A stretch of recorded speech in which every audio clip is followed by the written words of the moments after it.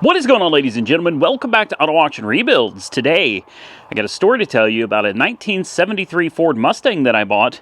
I went to tag it today. Went to put title, tags, all that good stuff, and tag agency said, the title's fake and your car might be stolen. So this is my 1973 Ford Mustang with a 351 Cleveland and a Ram Air induction hood. I bought this car for somewhere around $13,000, and then I ended up putting some new tires on it, the Cooper Cobra radials, because the other tires were not the right size. Other than putting a set of tires on it and fixing a bolt on the starter, I really haven't had any problems with this car.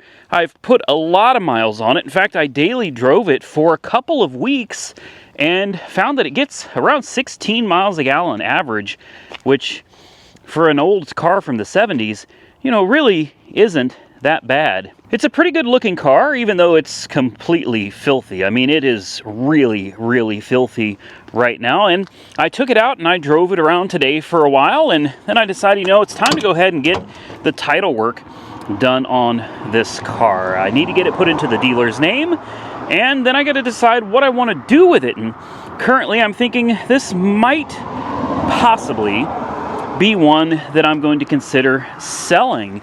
My fiance loves it because her grandmother had one just like it when her grandmother was a little bit younger. She had one of these and she absolutely loved this old car. And I'll be the first to admit, I love it too. But in case you can't tell, I have a yard full of cars that I love, and I can't drive them all. If I can't drive them all, I certainly can't keep them all. We're going to jump in here real quick, fire this thing up. This runs and drives absolutely great. The heat works. This is a non-air conditioning car. You've got the digital aftermarket Mustang radio that looks old school. Radio works. It takes it a minute to come on, and when you turn it off, it kind of looks like a factory old school radio. Haven't popped the hood in a while. I think you just pop it from the outside. And we'll show you that 351 Cleveland. I have really enjoyed this car for quite some time now, and I don't want to get rid of it, but give me a second. Come on, there we go. But it's just one of those cars that I'm not quite sure about holding on to. So I went down to the tag agency today and I said, let's go ahead and get the title work done. That way, if I decide to sell it, it's ready to go. It's very clean under the hood. And I found out there was something crazy about this car. This vent right here, this breather, was attached to the PCV valve. Yeah.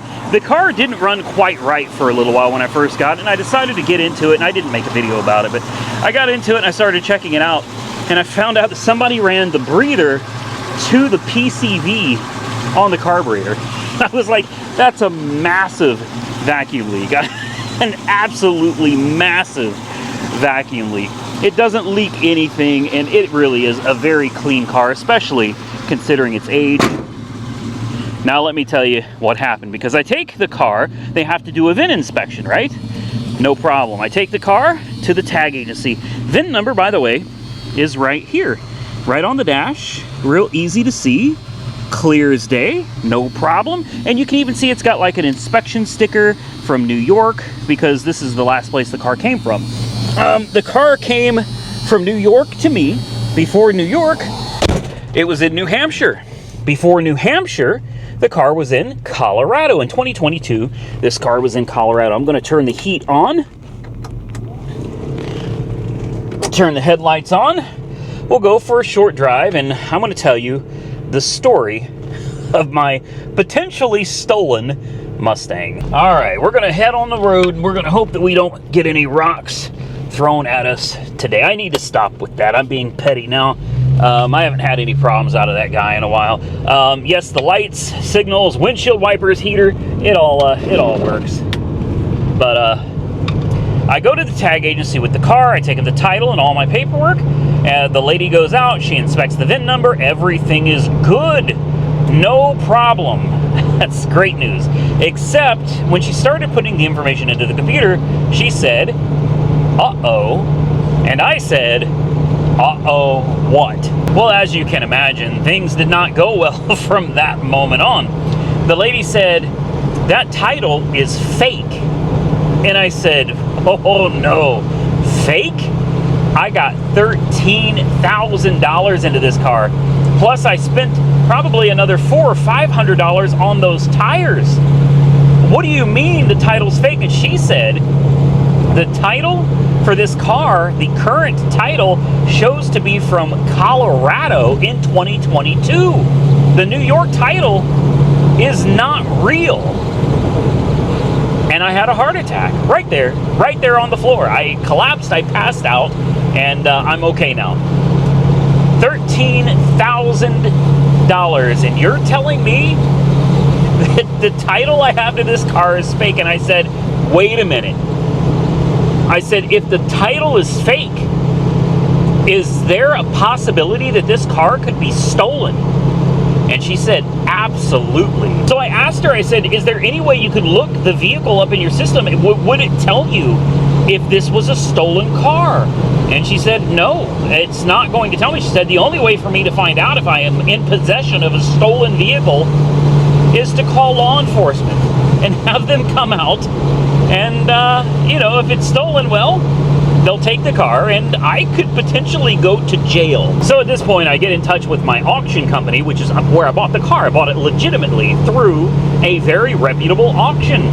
And I say, hey, man, I said, we might have a problem here. I mean, not might, we do have a problem. Oklahoma will not accept the title for this car. They won't do it. I cannot put the title into my own name. I can't register the car. I couldn't get plates on the car. I am literally stuck with a car that I can't do anything with. Plus, driving it, I'm driving it right now without plates. Could be illegal. I forgot that I took the tags off of this car. I've been daily driving this for a while. So I took the tags off today because I decided I'm going to drive something else for a little while since this car has had its opportunity. As you can see, we are going 60 miles an hour with absolutely no problem at all. Cruises down the road just fine. A little bit of wind noise from the passenger side window. But aside from that, you want to talk about a cruiser. This reminds me kind of that 73 Satellite that I had. It was like purple. And it was the same way. It's not a fast car, but it's a fast-looking car. It looks like it's fast, but it's really not. And it gets decent fuel economy, and it's just a sharp-looking car to drive around and cruise in. I consider this not a muscle car. I consider this a cruiser. This is like a street driver car, man. It's a great car, very comfortable, and relatively quiet aside from the passenger window making a bunch of noise. And I've got a cop right there. Lovely. And I have no plates. Oh boy. This video is about to get much better. Hold on, is he gonna turn around? No? Oh wow, okay. Listen. I love cops. I have nothing against police officers at all. And I've had some pretty bad experiences with several of them in my day. I love cops. I'm glad that they're out here doing what they do, and I appreciate that they're putting their lives on the line every single day. But some of the bad encounters that I've had in the past leaves me just not wanting to have to come into contact with law enforcement if I can help it. You know what I mean? I know that not all cops are bad, but when you've had a few very negative and close encounters, it does kind of make you, well, just nervous is what I'll say. So anyway, back to the car. The lady can't help me, the state can't help me, and they tell me that I'm gonna have to get in touch with Colorado to find out what the deal is with this car's title out there, and to find out if maybe somebody else holds an active current interest. So here's another issue that I was told we could have with this car. Perhaps the person that owned it in Colorado took out a title loan on the car, and then immediately went down and applied for a duplicate title before a lien was able to be entered on the car. Well, at this point, they would have a clean and clear title to a car, but a title company like, I don't know, Title Max or one of those places could have loaned them $5,000 or $10,000 on the car. They never paid it. They sold the car immediately, and now I am stuck holding a car that could potentially have a lien against it in another state. So I did the right thing, and I called Colorado. Can you guess what Colorado told me? If you guessed that they gave me all the information that I needed and we now have a free and clear title to the car, well, you'd be wrong. Colorado said they can't tell me anything, like nothing. And here's the worst part. This isn't even my responsibility. It's not my job to clean up somebody else's mess. Somebody messed up, screwed up, or scammed somebody somewhere down the line, and it wasn't me. All I know is I have a car that I cannot title, which means I cannot sell. So somebody needs to get this figured out, and I am very limited on what I can do. Colorado told me they won't give me any information about this car, and I was like, I'm not asking for somebody's name. I'm not asking for an address. I'm just wanting to give you the VIN number, and I want you to tell me if there's something going on with this title in your state. That's all I want to know. They said, no. They said, you're going to have to get a hold of the auction company, and you're going to have to find the previous owner, and they said, or I could file some paperwork with the state of Colorado to request information on the VIN number of the car. And I'm just sitting here going, let me slow my roll. It's been a rough couple of days because I have two other cars that I tried to get titled here in Oklahoma, and Oklahoma refused to title those cars as well. So it's been a very rough couple of days. Oklahoma recently changed their computer systems, and it's buggy is what it comes down to. There are bugs in the system that's preventing me from being able to title some of my cars. Now, it's not a big deal because they are updating the software in the next couple of days. And within the next week, this won't be an issue anymore. Those cars will be titled. It's just a bug in the system. This car, this is not a bug. There is something going on. And have I called the police? No, I've not called the police yet, because being in possession of anything stolen is a crime. And I know this probably doesn't make a lot of sense to a lot of you. It doesn't make sense to me either, but it is what it is. Even if you go out and you buy let's say you buy an Xbox on Facebook Marketplace. Let's say you bought it assuming it was not stolen. Let's say they even gave you a receipt and a bill of sale. Great. If it turns up later that that Xbox was stolen or reported stolen at some point, and you are in possession of it, it doesn't matter if you stole the Xbox or if you are just an innocent person that got sucked into some BS. By possessing the stolen property, you are committing a crime. You can and most likely will be criminally charged, and you can face jail time. And let me tell you something, an Xbox is one thing. An entire vehicle, that takes it to a whole another level. So what am I going to do? Well, I've done about everything that I can do today. I've wasted so much of my day that I was supposed to be using to film actual car repair content. I've got a garage full of parts, and I've got a yard full of cars waiting for the parts. And instead, I'm filming this video because my whole day was taken up at tag agencies and on the phone with New York, on the phone with Colorado, and the auction. And as of the making of this video, it's no current resolution. So Colorado tells me there's nothing we can do. I call them and I say, hey, can you just tell me if there's something going on with this VIN number? Because according to the state of Oklahoma, Colorado holds the active title to this car, and I can't do anything with it. And the lady tells me, we can't tell you anything. They said the auction that sold you the car is going to need to go through the proper channels to do this. They said, or you can file paperwork with the state of Colorado. Form 562197 AOCD1 is the form you need to maybe, if we approve it, send you the information on the cars. So I threw my hands up there. In New York, well, they need a certain document that the state of Oklahoma is not willing to give. New York is requesting a denial letter, a rejection letter, when I tried to title this vehicle. And apparently this is common in other states, but Oklahoma. If the state will not title a vehicle, they are supposed to print you out a rejection letter, which should tell you the reasons why. You can submit that document to whoever and hopefully get things resolved. Well, Oklahoma doesn't do that. I went to 2 different tag agencies, and both of them denied my title for the same reason, except neither one of them could print out a rejection letter, because in Oklahoma, the tag agencies out here, the places where you do your license plates and your titles, are not owned by the state, nor are they operated by the state. They are independent. They are franchises. So if you need a rejection letter from the state of Oklahoma, they cannot write you one because they're not authorized to write a rejection letter, because they're just a franchise. You would have to get that directly from the state of Oklahoma. When I asked both tag agencies, who, what, when, where, why do I get a rejection letter from the state? Like, who do you even go to for that? Who is the person that runs everything that is authorized to give me that letter?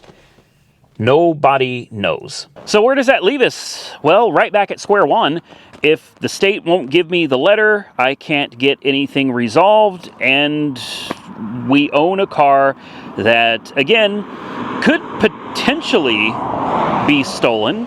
I'm just going to say this. I don't believe that the car is stolen. I don't think that's the deal with it. However, I could be wrong. I don't know that it's not stolen. I have no proof one way or the other that it is stolen or that it is not stolen. Maybe it's really just wishful thinking on my part that it's not stolen, because I bought it through legitimate channels. Now it's sitting here on my property, and I could get in a lot of trouble for having this car if it turns out that it's actually stolen. Not to mention, I could even lose all of my money. If this vehicle turns out to be stolen, or somebody washed a title or something, or swapped a VIN number, whatever the case may be, not only am I out all of the money that I paid for it, not only am I going to lose the car, but I could be facing some very serious criminal charges of my own and legal fees associated with it, and even potentially jail time, all for something that I had nothing to do with. It's not even my fault. Now, I've taken an inventory of all of my vehicles over the last couple of days, and I'm trying to decide which ones I want to get rid of when it's time to thin the herd. And I'll be honest with you, that Mustang was definitely on the list just because I enjoyed it. It was great, but it's not something I really see myself holding on to long term. Same thing with the Grand National. I don't really see myself holding on to that long term either. The Cougar, again, no, probably not. The 25th anniversary Firebird Trans Am, nope, not something I really see myself holding on to. Same thing with the Escalade. I think this one is one that I'm going to be letting go down the road pretty soon too. However, we're coming up on a select few that I really do think I'd like to hold on to. And this one, I had the hardest time deciding between the 89 LX Fox body and the 93 Fox body that's in the garage, the GT. I just had the hardest time choosing. Looks like the hatch is open on this. And I decided I'm going to keep this one. I mean, that doesn't mean I'm going to keep it for... Come on. There we go. That doesn't mean I'm going to keep this car, like, forever. But this one I think is the better car to keep. The GT is great. It runs and drives great. But this one has a brand new engine, brand new clutch, brand new flywheel, all of that stuff. And like, this car it's got a lot of new components. And I think that makes me want to keep it a little bit more. Also, the truck, man. I go back and forth on this one. One day I want to get rid of it. The next day I want to keep it. So what I did is I bought a whole bunch of parts for this. It needs a little bit of work. I bought a bunch of parts for it. We're going to come back in a different video. We're going to take the transmission apart. We're going to work on it. We're going to replace the fuel pump. There's a few things we got to take care of on it. So this one, since I got it for 10 grand and it's got a brand new engine, brand new transmission, brand new tires, brand new wheels, brand new exhaust, brand new rear end, this one kind of makes sense to keep.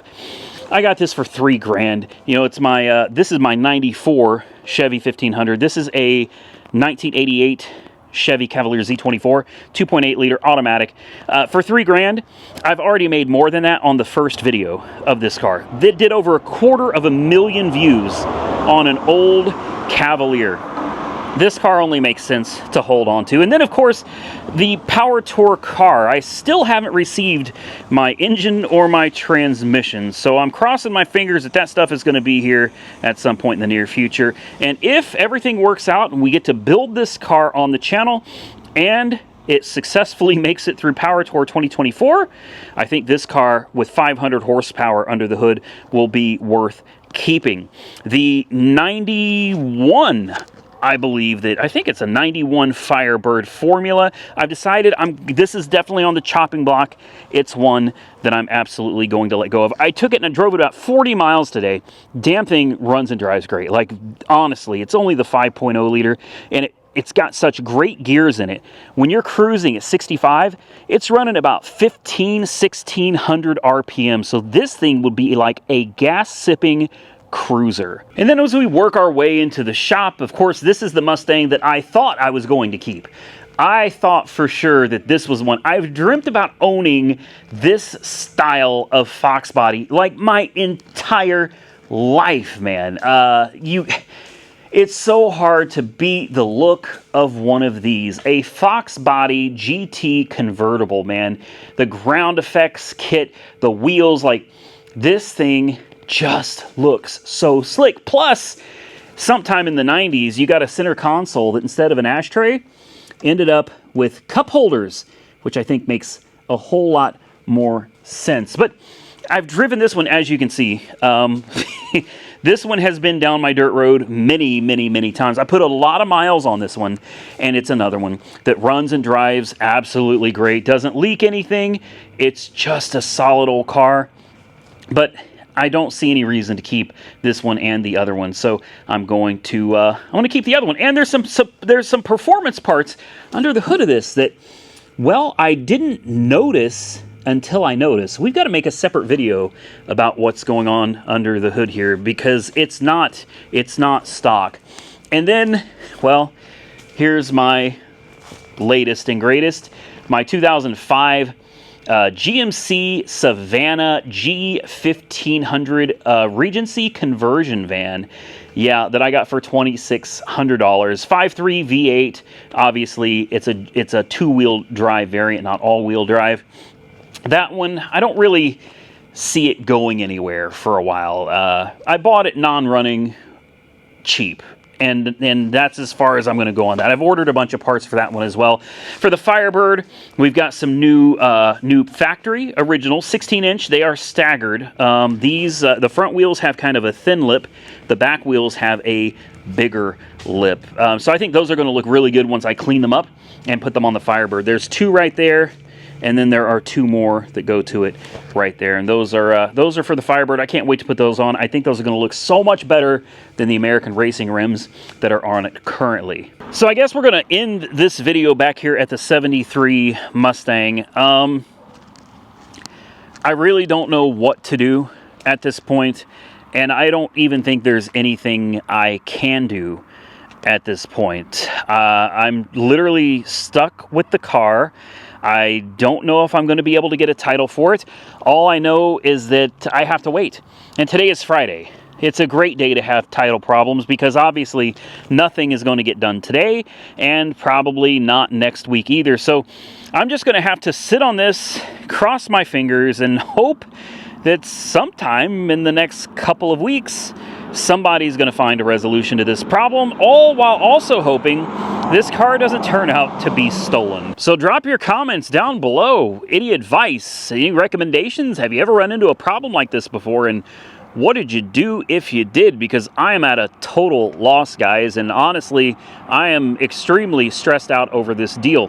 $13,000 is a lot of money to have tied up into a car, and then find out that you may be stuck with it with no recourse. And if it's stolen, you're not even stuck with the car. You lose the car and the money and any legal fees associated with it. So yes, I am highly stressed out over this vehicle right now, but I hope that in the future we can come back with an update, and I'm crossing my fingers that it's going to be something positive. Please do the same. Send some prayers for me, because God knows I need them. If you enjoyed this video, do me a favor, hit the thumbs up button. Consider subscribing to the channel if you haven't already subscribed, and drop those comments down below. Till next time, stay safe out there, everybody. I look forward to seeing you all again very soon in the next one.